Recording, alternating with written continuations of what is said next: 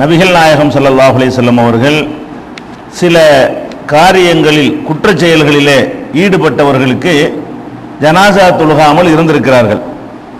அவங்க ஜனாசா தொழுகாமல் இருந்ததை நம்ம ரெண்டு வகையாக பிரிக்கலாம்.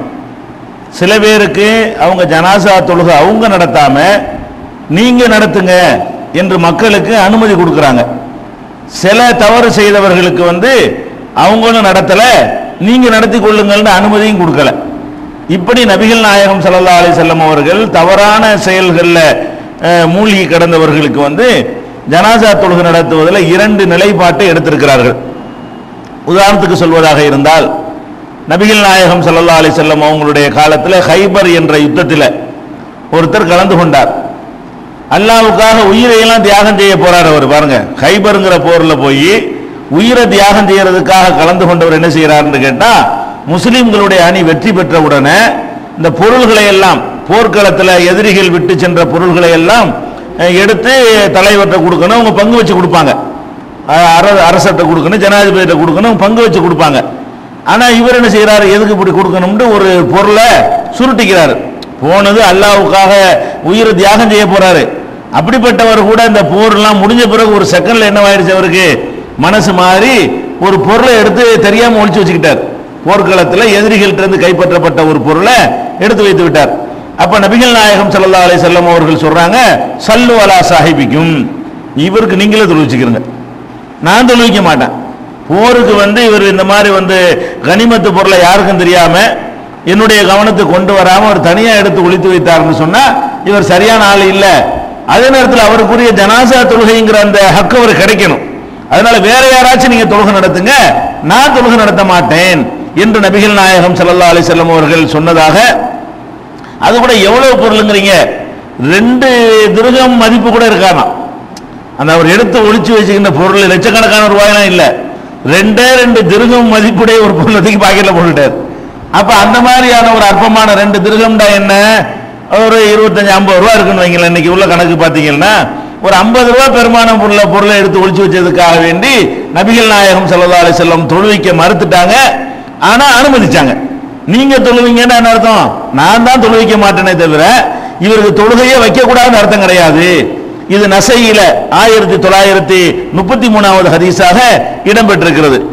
அதே மாதிரி நபிகள் நாயகம் ஸல்லல்லாஹு அலைஹி வஸல்லம் அவங்கள்ட்ட யாராவது தப்பு செஞ்சுட்டாங்க அப்படின்னு சொல்வார், விசாரிப்பாங்க. இவர் ஆள் இப்படி எல்லாரையும் தெரிஞ்சு வச்சிருக்க மாட்டாங்கல்ல. ஒரு பெரிய ஊர்ல பெரிய தலைநகரம், அதுல ரொம்ப கரெக்டான ஆளு கரெக்ட் அவங்களுக்கு தெரியாது. ஜனாசா வந்தவொடனே கேட்பாங்க, இவர் எப்படி ஆள் எப்படி சரியான ஆள் தானா அப்படிம்பாங்க.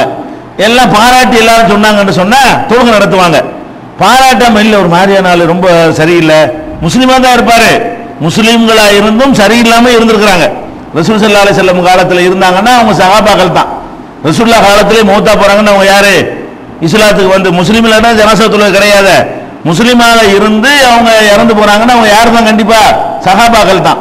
அப்ப ரசூல் ஸல்லல்லாஹு அலைஹி வஸல்லம் அவங்கள்ட்ட இதா துஇய லி ஜனாசத்தின், ஒரு ஜனாசாவுக்கு நபிகள் நாயகம் ஸல்லல்லாஹு அலைஹி வஸல்லம் அவர்கள் அழைக்கப்படுவார்களே ஆனால் சஅல அன்ஹா, அந்த ஜனாசாவை பற்றி விவரம் விசாரிப்பார்கள். ஆம்பளை பொம்பளை அவங்க யாரு, எப்படி கேரக்டர் எப்படி விசாரிப்பார்கள். ஃபைன் உஸ்னி அலைஹா கைருன், அவங்க விதமா நல்ல விதமாக சொல்லப்படுமையானால் காமப சல்லா அலைஹா, அந்த ஜனாசாவுக்கு போய் தொழுவிச்சிருவாங்க. ஒயின் உஸ்னி அலைஹா கைரு தாலிக்க, நல்ல விதமா சொல்லாம வேற மாதிரி சொல்லுவார்களே ஆனால் காலலி அகலிஹா, அந்த ஜனாசாவுடைய குடும்பத்தாருக்கு சொல்லிவிடுவார்கள், ஷானுக்கும் பிஹா, நீங்களே செஞ்சுக்கிறீங்க, நீங்களே ஜனாசா தொழுவிச்சுக்கிறீங்க. ஒலம் யூ சல்லி அலைஹா, தான் தொழுவிக்க மாட்டார்கள். எதுக்காக வேண்டி, நபிகள் நாயகம் ஸல்லல்லாஹு அலைஹி வஸல்லம் தொழுகை நமக்கு கிடைக்காம போயிருமே என்பதற்கு பயந்தாவது ஒழுங்கா இருக்கட்டும் தான். வேற அவங்க தொழுகை அவங்களுக்கு தொழுகை கூடாதுங்கிற குற்றம்லாம் இல்லை. குற்றமா இருந்தா நம்மளையும் செய்யக்கூடாதுன்னு இருப்பாங்க, ஒருத்தருமே செய்யாதீங்கன்னு சொல்லியிருப்பாங்க. நீங்க தொழுவிச்சுக்கிறீங்க, நான் தொழுவிக்க மாட்டேன் என்று நபிகள் நாயகம் ஸல்லல்லாஹு அலைஹி வஸல்லம் அவர்கள் ஜனாசாவை பற்றி விசாரிப்பார்கள் என்று முஸ்னத் அஹ்மதுல 21513வது ஹதீஸ்ல இதை நீங்கள் பார்க்கலாம். அதே மாதிரி கடன்காரருக்கு ரசூல் ஸல்லல்லாஹு அலைஹி வஸல்லம் தொழுவிக்க மாட்டாங்கன்னு ஏற்கனவே சொல்லியிருக்கிறோம்.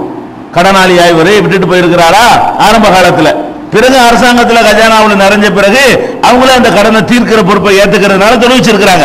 அப்ப நபிகள் நாயகம் ஸல்லல்லாஹு அலைஹி வஸல்லம் அவர்கள் இப்படி கெட்டவங்க என்று தெரிந்தால் சிலருக்கு தொழுகை நடத்தாமல் இருந்திருக்கிறார்கள். இதை வைத்துக் கொண்டு ஒரு ஆள் மூத்தா போயிட்டு அஜரத்து தொழுவிக்க மாட்டார், வேற ஆள் தொழுவி அப்படி சொல்லக்கூடாது.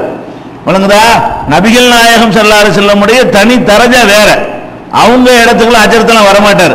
அப்ப ரசூல் ஸல்லல்லாஹு அலைஹி வஸல்லம் யாரை பார்த்து தொழுவிக்க சொன்னாங்களோ அந்த மக்கள் அந்த அஜரத்தோட 1000 மடங்கு பெரிய ஆளுங்க. ரசூல் ஸல்லல்லாஹு அலைஹி வஸல்லம் தான் தொழுவிக்காம மக்களை பார்த்து சொன்னாங்கல்ல, நீங்க தொழுவிச்சுக்கிறீங்க, அவங்கள யாரு பெரிய ஆளுக்கு, அவங்க நம்மளோட ஒப்பிட்டு பார்த்தோம்னா அப்ப அதை விட பெரிய ஆள் அந்த அஜரத் அப்படிலாம் கிடையாது. அல்லாஹ்வுடைய ரசூல் என்பவர்களுக்கு உரிய ஒரு சிறப்பு, ஒரு அந்தஸ்து இது. என்னுடைய துவா உனக்கு வேணும்னு சொன்னா நீ வாழும்போது நல்ல பேர் எடு, கெட்ட பேர் எடுத்தேன்னு வையி நான் தொழுவிக்க மாட்டேன் அப்படின்னு சொல்லி அந்த மக்களை நல்வழிப்படுத்துவதற்காக வேண்டி தூதர் என்ற முறையில் தான் இதை செஞ்சாங்களே தவிர நம்மளை பொறுத்த வரைக்கும் இந்த அனுமதியை தான் எடுத்துக்கணும். இதுல ரசூலுல்லாஹ்வோட போட்டி போடக்கூடாது. அந்தஸ்து விஷயத்துல அவங்களுடைய தகுதிக்காக சிலது எல்லாம் கொடுத்திருந்தான்னு சொன்னா அது அவங்களுக்கு உரிய தனிச்சிறப்பா எடுத்துக்கணுமே தவிர நமக்கு என்ன ஆர்டர் போட்டாங்க, சல்லு அலா சாஹிபிக்கும், உங்கள் தோழருக்கு நீங்கள் தொழுகை நடத்துங்கள்னு போட்டாங்கல்ல, அதுதான் நம்ம கடைப்பிடிக்கணும். இன்றைக்கு எவ்வளவு மோசமான ஆளா இருந்தாலும் சரி எல்லாரும் நம்ம தொழுவிக்கலாம். என்ன தப்பு செஞ்சிருந்தாலும் சரி, குடியாரனா இருக்கான், பள்ளியாசலுக்கு வந்ததில்லை, அப்படியா இப்படியான்னு பல மாதிரி பேர் எடுத்திருக்கானா, ஜனாசான போய் தொழுவிச்சிட வேண்டியதான். வழங்குதா? நம்மளும் போய் கலந்து கொள்ளலாம், அவர்களும் இமாமும் தொழுகையில பங்கெடுத்துக் கொள்ளலாம்.